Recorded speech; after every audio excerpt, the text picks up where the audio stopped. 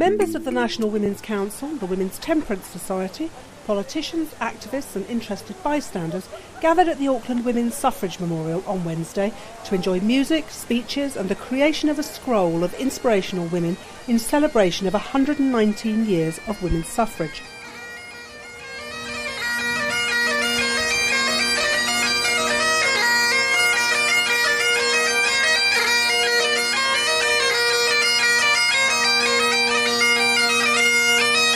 I'm a descendant of some of the first pioneers in this country.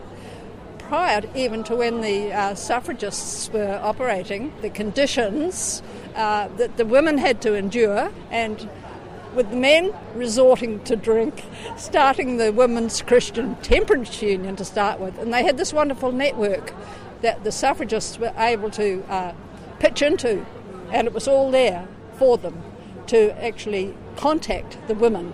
They didn't have to go back that far. When the woman's suffrage argument has stood upon its legs, they answered it with cabbages, they answered it with eggs. At the celebrations in the aptly named Khartoum Place, which commemorates a bloody colonial battle that New Zealanders also stood up to the British over, refusing to take part, I asked some of the guests what this anniversary has to do with the rights of women today.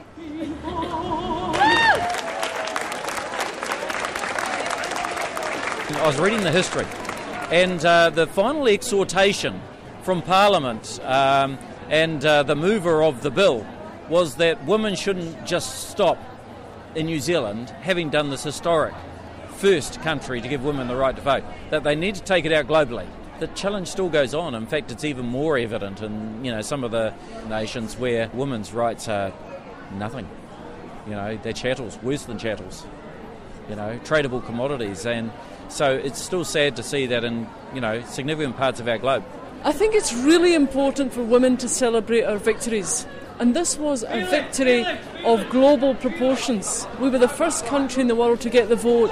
That gives hope for women across the globe who are still disenfranchised, who are still receiving violence, who are still at the bottom end. So we're saying today, New Zealand women are celebrating this day, and we give you hope in sisterhood across the world.